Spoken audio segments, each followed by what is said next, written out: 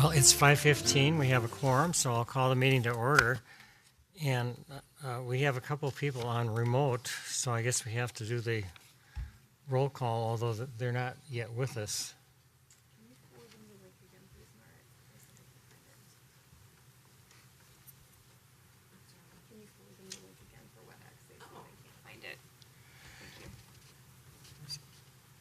So maybe you want to do the roll call and we can get our who's here listed and then move on. President Erickson? Present. Commissioner Bussey? Present. Commissioner Nelson? Present. Commissioner Hunt? Present. Commissioner Lunds? Commissioner Keller? Commissioner Peterson? Okay, we have 4 commissioners present, and so we have a quorum. Thank you. And the first item on the agenda is the approval of the Port Authority minutes. It's on page 3 of your agenda. And there's a minor typo that I caught for some reason. I talked to Mart about it in the reproduction under the third paragraph down, wherever it's supposed to be TI, it's got a question mark. So she will get that duly corrected. So with that noted, I'd entertain a motion for the approval of the minutes. So moved. We have a motion made by Commissioner Bussey, seconded by Commissioner Hunt. Any additions or corrections? If not, all in favor, please signify. I guess we have to have the roll call. Do you want to do the roll call, Marit? President Erickson? Yes. Commissioner Bussey? Aye. Commissioner Nelson? Aye. Commissioner Hunt? Aye. Commissioner Lunds? Commissioner Keller? Commissioner Peterson? Minutes are approved 4-0. Okay, the next item, do we have our new employee? We do. Great. Catherine, we want to welcome you. It looks like you've got a very good background to join us, so Hello, Commissioners. My name is Alejandra Plinka. I'm the Director of Creative Placemaking, and I wanted to introduce the new Creative Placemaking Specialist, Catherine Murray. She was recently hired starting on November 20th. She has a degree in photography from Minneapolis College of Art and Design and a master's degree in Arts and Cultural Management from St. Mary's University of Minnesota. With almost 6 years as the Executive Director of the St. Anthony Park Community Council in St. Paul, Catherine brings a wealth of experience in creative community development, a passion for the arts, and a strong commitment to equity and inclusion. In her new role, Catherine will support the city's creative placemaking efforts, including engagement, project and event management, promotion and outreach, and efforts to expand creative placemaking citywide. welcome. Thank you. Well, we're glad to have you on board, and we'll look forward to your interaction with us from time to time and all the things that you'll become involved with. So that's terrific. So thank you for, Thank you. Thank you. okay. Okay. The next item on the agenda is Greater MSP. And Holly, do you want to introduce the people? Or? Absolutely. The Greater MSP Partnership has been wonderful partners to us. We work with them on the CHIPS Act Coalition. We are hoping to work with them on MedTech 3.0. They are a regional economic development entity for the Greater MSP region, as the name would indicate. So we have Peter Frosch and Amanda Taylor here to tell you a little bit about the organization, how it works, and how Bloomington and Bloomington companies have been involved. Well, welcome to both of you. And we've had a relationship, I know, with the Greater MSP for, I don't know how many years. It's getting to be a long time. I know many of your predecessors, including Kathy Schmidlkoffer and some others, so at any rate. So please proceed. Yeah. We've got 2 microphones. Okay, great. Well, it's wonderful to be with you this evening. And we'll go over this for about maybe 10 minutes and have a little Q&A. My name is Peter Frosch. I'm the CEO of the Greater MSP Partnership. Thank you. I've been at Greater MSP for 11 years, and I've been CEO for 5. And I've worked with Bloomington in many ways over that time. And I'm Amanda Taylor. I'm our Vice President of our Business Investment Platform, so focused on business attraction and expansion and supporting business growth in the metro. So I think the kind of 101 of Greater MSP is that it is an active partnership. and the city of Bloomington is a part of it. So this is, you can think of it maybe more like a co-op. So this is something that you are a part of and you invest in and you bring challenges and value into and you get value creation out of it. It's just something we're all doing together. And as you see here from the slide, you're in good company. So there are hundreds of different entities from all across the region, really big companies, cities, counties, universities, all working together to create more economic opportunity for the people who live in this region. There is one thing like Greater MSP in most major metros across the country. And so if you think, well, what is Greater MSP like that's here? Nothing. The idea is there's just supposed to be one hub for this kind of big work related to the economy, and Greater MSP is that partnership, but there are things like it in other parts of the country. The why of Greater MSP, we are working together as a region to create more growth, be more competitive nationally and internationally, and we want to grow in a way that's involving more and more individuals and communities. So that's the idea of inclusive economic growth. There is a strategy that is shared at the center of all the work we're doing as a partnership. So before Greater MSP was created in 2011, the region had never had a shared economic strategy. So there are all kinds of different plans going all kinds of different directions. And this is about using good analysis, independent data, back in 2013, creating the first regional strategy. And we have been working year on year to refine that. And so what all the projects that we're talking about, including CHIPS and others, are about executing on this strategy. One way to think about the Greater MSP partnership is, well, how do we do that? What can we do as a partnership? And now, after 12 years of building capacity, we can do a lot of things as a region. So last year, over 1,000 people from across the region participated on 50 teams, working on 50 different projects of all different kinds, executing on that strategy. So this is a very big enterprise, and we built all kinds of different capabilities to do that work. Amanda leads the business expansion and attraction aspect of Greater MSP, and that has gotten us into this new industry building work. That's not what we were doing back in 2012 and 2013. We didn't know how to do that. But by working together year on year, we've developed trust and we developed relationships that allow us to be working at the cutting edge of really big global industries like medical technology. We can talk more about that if that's useful, like sustainable aviation fuel and some of these other areas. We've got a little logo here indicating where we've already got more than cooperation, but we're working in an integrated way where the city of Bloomington is part of the regional effort around business expansion and attraction, around talent. There's more and more that's going to happen there this year. And with the airport, we've got a innovative, but at this point, long-standing relationship called the Regional Air Services Partnership, where we work with the MAC, and through Greater MSP, all kinds of businesses share their confidential forecasted travel data. And we aggregate that and we provide that to all kinds of different airlines and show them where the demand is. And this has led to direct flights to Dublin, to Mexico City, to Seoul, South Korea, and Germany. More are coming. And the MAC says this is a really powerful, innovative way to build capacity. And this is one of the things that's making our airport great. Well, that's one thing I particularly appreciate, doing a lot of international travel, and it's very nice when you can take a direct flight and avoid transferring in an airport and all the things that go with it, with baggage, everything else. So we will applaud your continuing efforts on that. We just kicked off the survey for this year, so we'll be getting some new insights from our employers.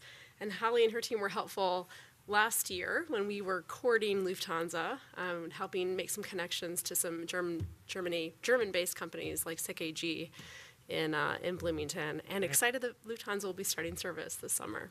Terrific. And I would just ask, can you try to speak more directly into the microphone? Oh, sure. Yep. Remote. Great. As we think about, well, what did we accomplish together in 2023? Some big things. So this is they're just a handful of the many outcomes that we create as a partnership, but includes over $500 million of additional investment through a number of different investment projects. We worked, we kind of provided intelligence to the state of Minnesota to help policymakers understand that if the state of Minnesota create a mechanism to compete for federal funding, that would put us in a much better position to do things like we're now doing and competing for tech hubs. And so the state created $500 million in these competitive matching funds through the Forward Fund and the Green Bank. And we won a National Tech Hubs designation, which we may talk more about. So each year we're building kind of strength on strength. Greater MSP doesn't implement programs. We don't administer programs. We are building and solving and closing deals. And every year there's kind of more and bigger than the last. And last year we really achieved some kind of higher level outcomes than we've seen before. And 3 examples of those: the CHIPS Coalition, which I'll ask Amanda to talk more about because it's almost entirely geographically centered in Bloomington. The Minnesota MedTech 3.0 strategy, which won the National Tech Hubs competition, and this Sustainable Aviation Fuel Hub. Amanda, maybe you could talk a little about CHIPS and the really powerful partnership with Bloomington. Absolutely. So it was August in 2022 when the CHIPS and Science Act passed, and we knew this was going to be good for Minnesota, knowing that we had semiconductor companies here, but we weren't entirely certain just how much of an opportunity there was until employers like Polar and Skywater came to us, invited us to visit, and said, we want to go after this funding. This is an incredible opportunity, but we know we have to work together. And Greater MSP, we know you know a little bit about how to do that, bring teams together. And so we brought our semiconductor and microelectronics employers, along with the state of Minnesota, our workforce partners and community-based organizations, and the broader supply chain for semiconductor together in early 2023. And we set an ambition that we wanted the Minnesota semiconductor industry to double, and we wanted to be a top 10 state for semiconductors. And that led to an incredible partnership of over 70 organizations working together to build a strategy to do that. We didn't know at the very beginning, at least I did not, and now I know, that this industry is absolutely centered in the city of Bloomington. Not only Polar and Skywater, but also Seagate and suppliers who are wanting to be very close to them, all located here in Bloomington. And so it's been an incredible partnership with the city, with strong city support from the very beginning. And that includes not only supporting those companies who are looking to bring federal funding to the state to grow their facilities here in Bloomington, but the establishment of a new workforce partnership, unlike anything we've seen before in Minnesota. And this is a collaboration of those employers, along with the education and training providers, the city of Bloomington, the state of Minnesota, Greater MSP, the Governor's Workforce Development Board, with the idea that we can build a workforce focused on the sector of semiconductors and microelectronics. So not only do we have a workforce partnership, we also have a childcare strategy. And this is something that the employers were really excited to do because they care about attracting the best talent, but also being able to attract and retain great talent, particularly women who have, historically childcare has been a barrier to employment. And so the city of Bloomington has been right by our side in building these strategies. And it's been a great effort, great teamwork, and we're looking forward to hopefully having very soon our first CHIPS award to a Bloomington-based company. We are working with the CHIPS Program Office within the Department of Commerce, Senator Klobuchar's team, the state of Minnesota, to help get us to that win. But it's been a great partnership, and I really do appreciate, Mayor Bussey, your leadership in that coalition, as well as the full staff of the Port Authority. So this, a lot of themes here to draw on, but one of them is that by working together as a region, we can do work nationally, and we can do work internationally. And here we have a fun picture, which was taken in Bloomington at Normandale. We had the Secretary of Commerce on the left next to Senator Klobuchar. I mean, This is the first time the Secretary of Commerce, to my knowledge, has been a part of anything that our region has done in a number of years, in a number of administrations. But this is the visualization of that CHIPS coalition coming together to tell that story to the Secretary, kind of making the case together. So as we think about what Mayor, comes... it looked like you almost had the same sport coat on in that picture that you have today. Yeah, I clearly need more clothes. I wear the same thing all the time, it seems like. He's consistent. He's on brand. That's true. So as we think about, what's coming this year, it was just a pretty well-covered announcement with Project Bigfoot. This was the over $800 million investment from Meta in a southern metro community, which is going to create economic opportunity in all parts of the region, including in Bloomington. The CHIPS Coalition, as Amanda mentioned, that work, we're going to start to see a couple of years of work start to surface with some wins this year. Looking at things that we haven't already talked about, but it gives you a sense that there are a lot of different types of things that we need to do as a region to grow the economy. We have a very diverse economy in Minnesota and the Minneapolis-St. Paul region to build upon. And so we're not just doing one thing, we're working in semiconductors and medical technology and food and agriculture and some of these entirely new industries like sustainable aviation fuel. So there are a lot of areas where we have this deep intersection, but there will be more. And so one that we haven't talked much about in the past is the Groundbreak Coalition. This is an effort to create community development investments at a very significant scale in communities of color in Minneapolis and St. Paul and the surrounding region. $5 billion will be aggregated, almost all private funding. In order to do this, $1 billion has been allocated so far. And this is an opportunity to look job creation, affordable apartment units, affordable home ownership with an inclusive lens. So that's not something that we've talked about before, but we've been working on it for several years. It's really starting to come out of the ground, as it were. And so there could be more to talk about there. So I think with that, we'll turn the mic back over to you. Mr. Mayor, do you want to make a comment? I just want to thank you both for the great partnership with the city of Bloomington and our industry here in Bloomington. Certainly your leadership helped move these things incredible distances in a fairly short period of time. I remember when the CHIPS Act was signed and we realized everyone said, well, we've got to get ahead of everybody else, we've got to go. And it was, we went, and it was very quick. And Amanda and Peter, it was your leadership, your impetus, just kind of pushing it along. And so I appreciate the great work that you do here in Bloomington, but also region-wide. I mean, we all sink or swim together, and I think that's obvious with the work that we're doing. And the other thing that I really, truly appreciate the work that you do is building on the strengths that we have.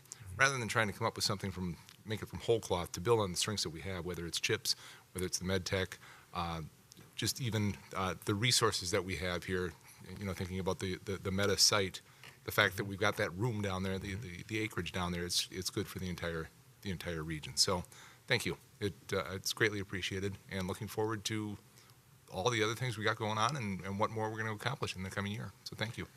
So any other commissioner comments or anything? Mr. Nelson? Thank you, President. Just a couple quick things. Thank you very much for the partnership and the presentation here. Just a couple of things that you're probably aware of, but just noted on your slides that maybe weren't on there that we are doing already. In terms of innovation, we are working on our small business incubator, not only for Bloomington, but for the entire region, and an opportunity, I think, to connect in with some of these things with med tech and other opportunities where people could learn how to start their own business to support those opportunities. We're working with the regional chamber for the Hatch program, where we're doing a grant for small businesses that are innovative in this area. Transportation is obviously a big thing here. The mayor will probably kick me if I mention Uber and Lyft, so I won't.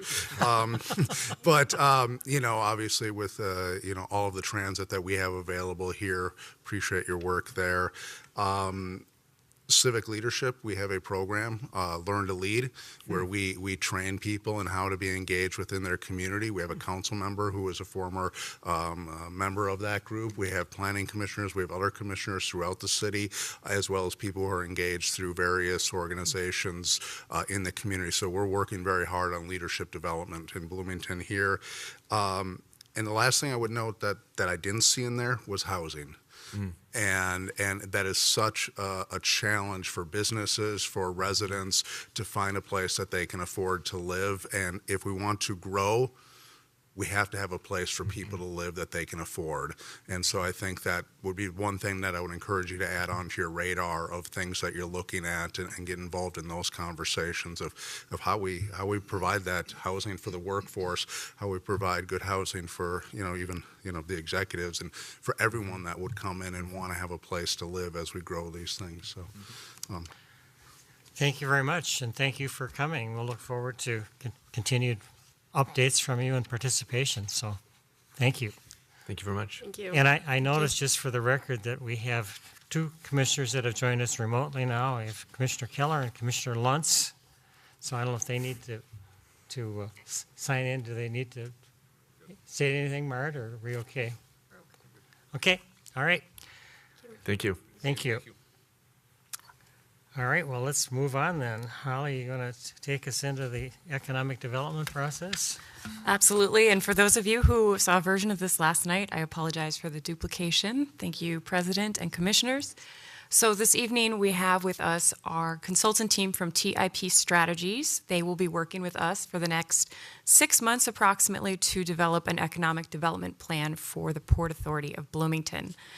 This is a very large initiative for us. As you all know, the storyline, we have expanded from doing primarily development and redevelopment in the South Loop to now having a citywide purview. We've brought in small business assistance and placemaking, and we continue to build out our economic development services citywide. We thought it was very important to have a very firm plan and foundation as we looked forward to the next years of growth of the Port Authority. And so last year we released an RFP seeking a consultant.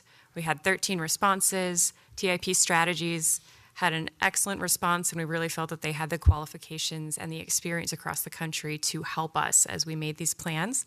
They have been here for 2 days now and will be here for third tomorrow. We've had 7 roundtable conversations with stakeholders. They will be having 3 tours. They'll be to 2 different public meetings, and also have a steering committee meeting. So we've really filled their time here with us. They've also had the opportunity to speak to several of you, and we'll be able to speak to some city council members as well. And so I'd like to welcome them to talk a bit about the project. Welcome. Thank you. Thank you, Holly. Mr. President and Commissioners, it's good to see you all in person. My name is Jeff Marcel. I'm a senior partner with TIP Strategies, joined by Elizabeth Scott, who's a senior consultant with our team. And I'm absolutely thrilled to see the team at Greater MSP here today. We've actually had the good fortune to work with Greater MSP on a project previously, and Peter and his team, we couldn't think enough about them. They are an absolutely world-class economic development organization. So we agree wholeheartedly. What a wonderful partnership you all have. Let me share with you what we wanted to cover with you tonight. Just to give you a quick introduction to who we are, we're going to work really closely together over the next several months, and so we'll give you a little bit about our background. I apologize for those of you that have seen this before. I'll try to change things up a little bit for you. And then Elizabeth's going to share a little bit of an overview of the project, so you have a sense about what's going to be taking place over the next several months. So with that, just a quick introduction to TIP. We're a nationally recognized economic development and workforce development strategic planning firm. Actually, the name TIP is an acronym. It stands for Theory into Practice. And that's because I think our firm is best known as a consulting firm that spends an enormous amount of time making sure that the plans that we develop are implementable, that are put into action. And I think that was one of the things that most likely resonated with the Port Authority when they were thinking about consultants to work with. We take a lot of pride in that, and I think you'll see that as this project begins to unfold. The company has been in business for the last 29 years. We've worked all over the United States in over 44 states and working with almost 400 communities. All we do is work with cities and counties and regions and states to help them analyze their local economies and workforce, but also to put together strategic plans to ensure that they have a healthy environment for business success and address challenges that might exist in the community as well. We're based out of Austin, Texas, but we actually have team members all over the country. Our companies, we've got 26 folks as a part of our team. About half of them are in Austin, but we have folks all over the U.S. I'm based out of the Seattle, Washington area. We have folks in Denver. We have folks in Boston, Massachusetts. We have folks in Washington, D.C. and in Dallas, and actually Elizabeth, offices out of the Upper Peninsula in Michigan. So that's a little bit about us. I did want to introduce you to the project management team that's assigned to this. This is the group, everyone at TIP will put their imprint on this project, all 26 of us. But this is the planning team. This is the face of TIP that will be involved in the project. Tracy McDaniel is the president of our firm. She's a national thought leader in the field of economic development. She's a past board chair of the International Economic Development Council. That's the International Association of Economic Development Professionals. She actually ran the state of Texas's Economic Development Agency as well as their tourism agency. And she started and founded a group called Choose New Jersey, and that's the economic development entity for the state of New Jersey as well. Mishka Parkins will serve as an assisting consultant on this project. She also has a national recognition in the field of economic equity and will be lending her expertise in that area. And then John Karras with our team is a trained urban planner and has a vast amount of experience in land use, and he'll be providing that expertise to this project. I'm going to ask Elizabeth if she'll introduce herself. Thanks, Jeff. So good afternoon, everyone. Elizabeth Scott, I'm a senior consultant with TIP and the project manager on this project, so responsible for pulling all of the things together. I have been with TIP for 5 years. Prior to joining TIP, I spent 7 years working in regional economic development in the Portland, Oregon area, very similar to what the MSP partnership does. I actually got my economic development start 20 years ago in the Tampa Bay area. So excited to work across the country and in all different pockets. A little bit about my background. I've been a partner with TIP for the last 10 years, and I've had the chance to work with communities all over the country. I think somewhere around 80 communities so far. So I've really enjoyed that experience. Prior to being with TIP as a partner, I ran the Economic Development Council for the Seattle-King County region. So I was the president and CEO of that organization. And that's the large public-private partnership for economic development representing the Seattle region. So we bring that practitioner's perspective to this project. We know what it looks like to have to be responsible to speak to commissions just like this and make sure that you know your resources are being well spent and you're executing on a mission. And so that really does drive a lot of the project work. That changes the way we think about this kind of activity. I also wanted to introduce to you the steering committee that has been assembled for this project. I'm sure you know several of these folks. We've had a kickoff meeting with them, and as Holly mentioned, we'll be meeting with them again tomorrow morning. We could not ask for a better group of leaders. They are fantastic representatives of the city of Bloomington. We're excited to be working with them and could not thank them enough in advance for all of the hard work that they're going to be doing. They're going to be meeting with us every month, helping us think through a lot of the analysis work that we're going to be doing and brainstorming about strategies and actions so that this plan doesn't end up at the end of the day being a TIP strategies plan, but rather this is the Port Authority's plan, and they'll ensure that we make sure that that happens. So with that, I'm going to actually ask Elizabeth if she'll take us through the project. All right, thanks, Jeff. So as Holly mentioned, the project goal in front of us is to create this 5-year action plan. Few things that stick out to us as key priorities. We are co-creating the plan with the community. It is 5 years. We are looking at immediate term, short term, midterm, long-term actions to propel the region, the city, much beyond those 5 years. The other key factor here is looking citywide. This goes beyond the South Loop. In fact, our focus will be majority outside of the South Loop, but really connecting all of those pieces together. For us, strategic planning, no need to reinvent the wheel. So we are pulling together, looking at all different previous planning work that has been done for the city, for the region, incorporating that as well. And we often get asked, so what informs the strategic plan? How are you making these recommendations? And you can kind of divide it into three discrete buckets. What you tell us, and that includes the formal roundtables and interviews that we've had with some of you, that we had with our stakeholder groups. It also includes the Uber and Lyft rides that we have from the airport, our conversations with waitstaff in restaurants and the clerks at our hotels. So every interaction that we have in this community, we consider that an opportunity to learn more about the region.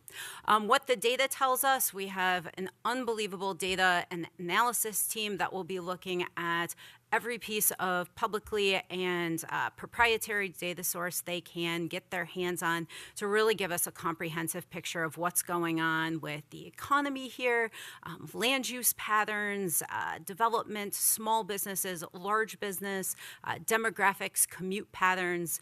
All of that will be delivered in an interactive Tableau format. So it's a data visualization that's really easy and gives some really nice details that can be leveraged for across the citywide beyond just the Port Authority.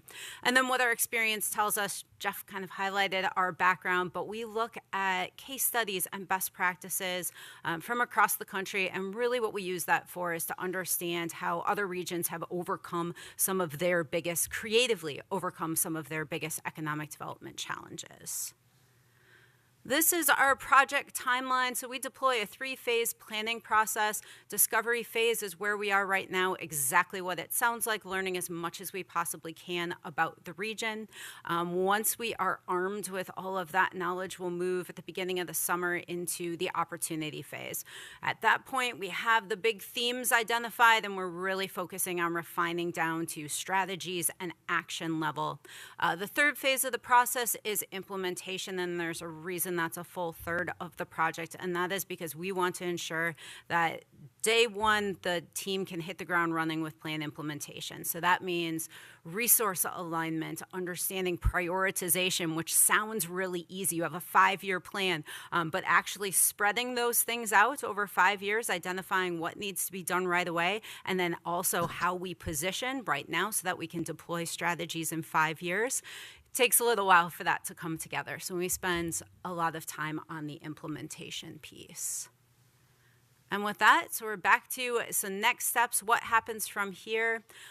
We are on site through tomorrow afternoon. We look forward to meeting with our steering committee tomorrow. Continuing our analysis and background review, Jeff and I have pages of notes that I look forward to going back through over the next few months to really help us position for that next stage of the project. Yeah, as Elizabeth said, we've spent an enormous amount of time speaking with leaders over the last couple of days.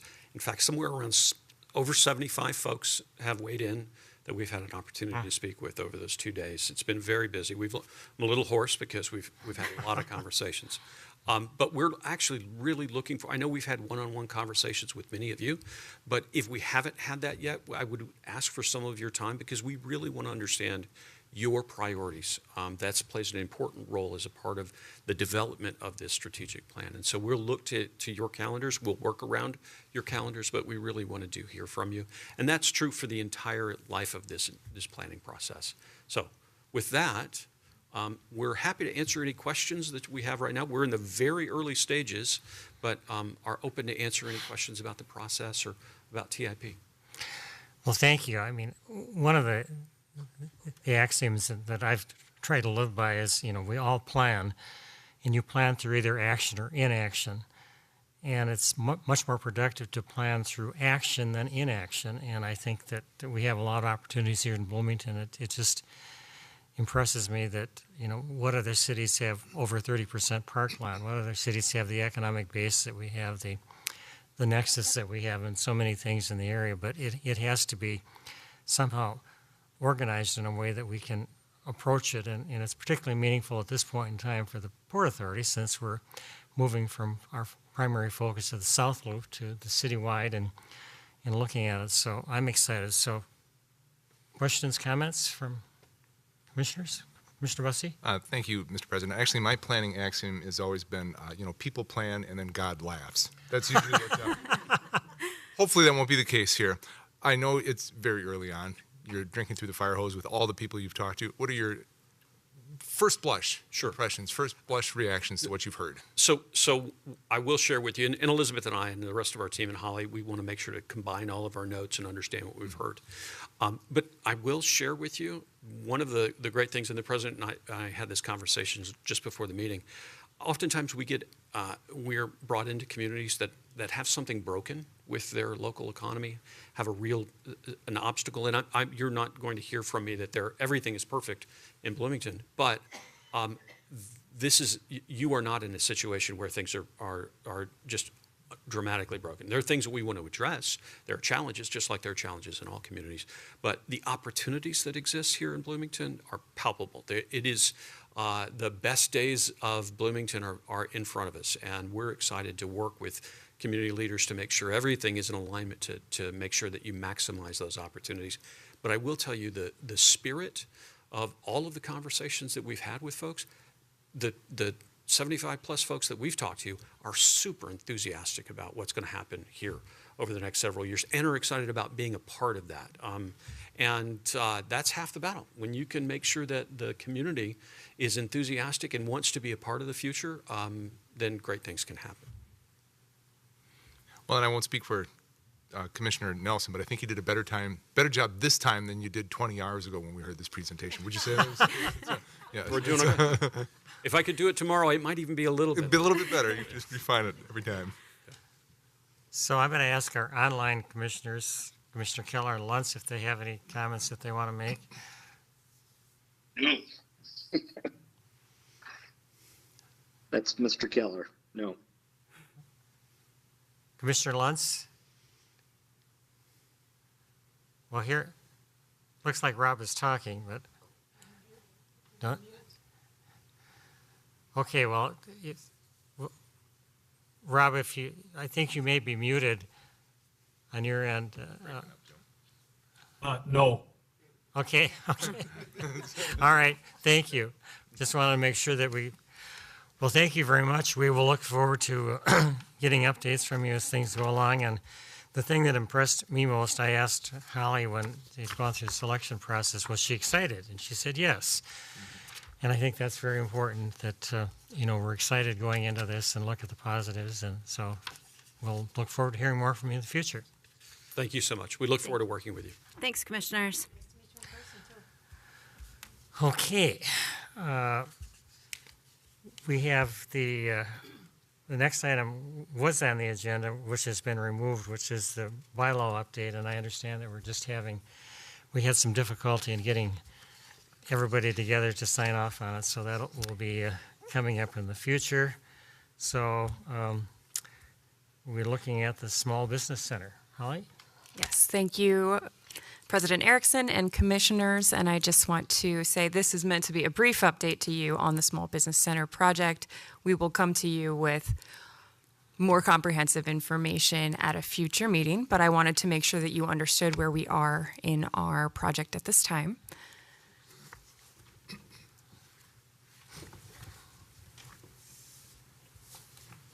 Good enough. Thank you. All right. So as you know, this project has been several years in the making. There's been a visioning process and an advisory committee.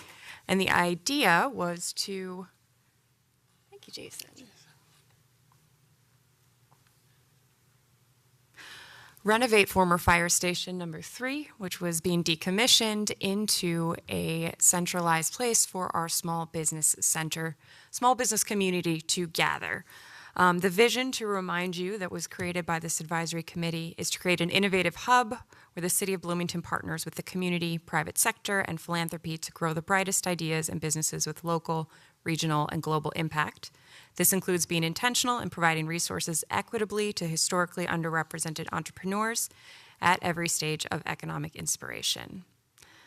So, and the overall mission is empowering Bloomington small businesses and entrepreneurs by uniting partnerships, amplifying diverse voices, and providing equitable resources for local impact and global potential.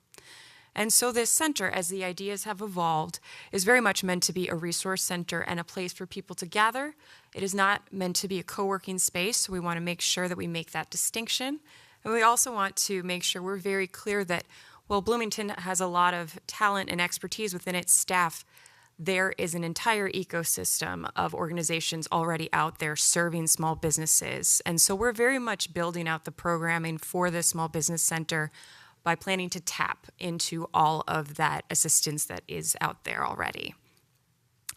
And I should just supplement and say we had an incredibly enthusiastic small business focus group this morning with, I think, 13 participants.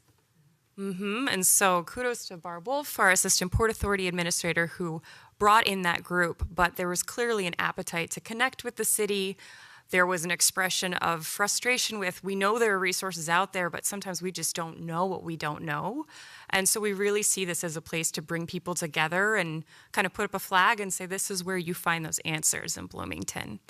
And so Assistant Port Authority Administrator Barb Wolf has been working with our consultant Jeff Agee on what our strategy is going to be for this center. And while this is our strategy for within the center, I think I should be clear that we're already doing a lot of this work already, and it stands alone with or without the building. So one of the key elements is programming to offer resources, workshops, seminars for entrepreneurs with an idea, starting and growing phases of business growth. Another one is to develop partnerships. As we said, there are so many entities already assisting small businesses. We want to develop relationships with them, have them help us create programming, perhaps seek funding from them, and then make sure that outreach is happening in both directions. And then systems. So we're going to elevate our current systems and adopt new tools. Perhaps there will be a website exclusively for this center, making sure we have a management system that's user-centric, having a database, a more robust database of all our small businesses, and then we are working on building out a CRM system to support all of the business interaction that we have here at the city, and our consultants have already said they have some ideas for us on that.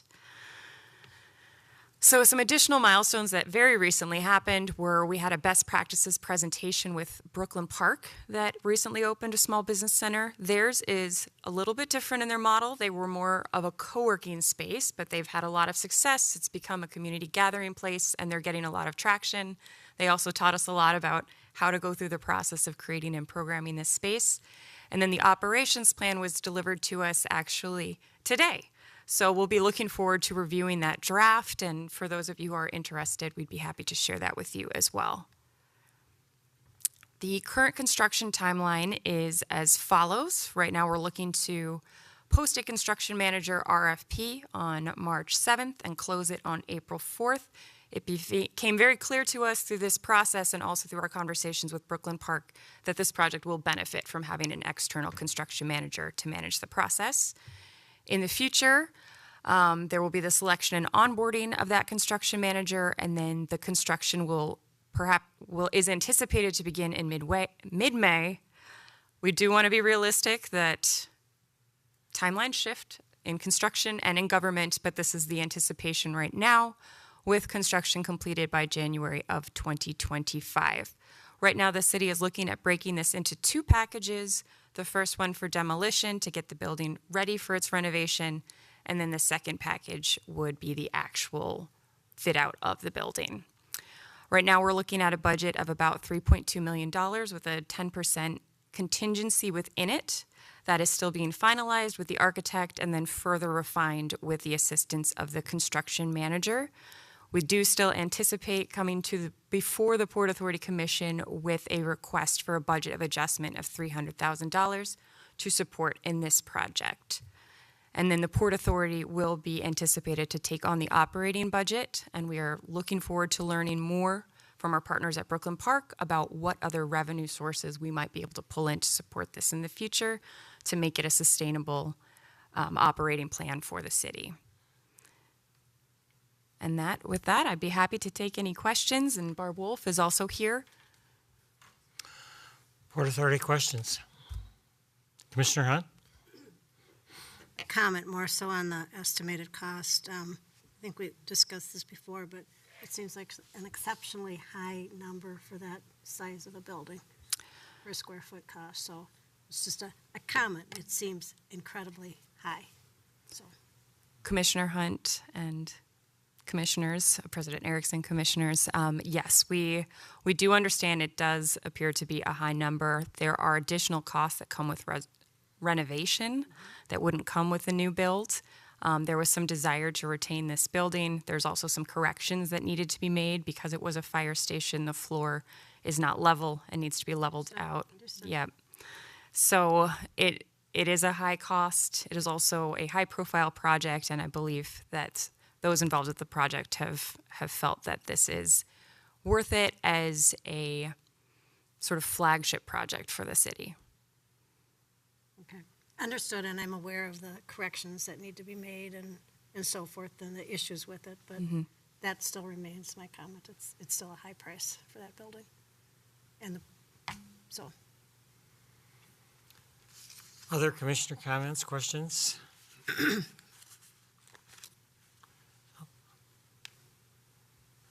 Just very quickly. Thank you, Mr. President.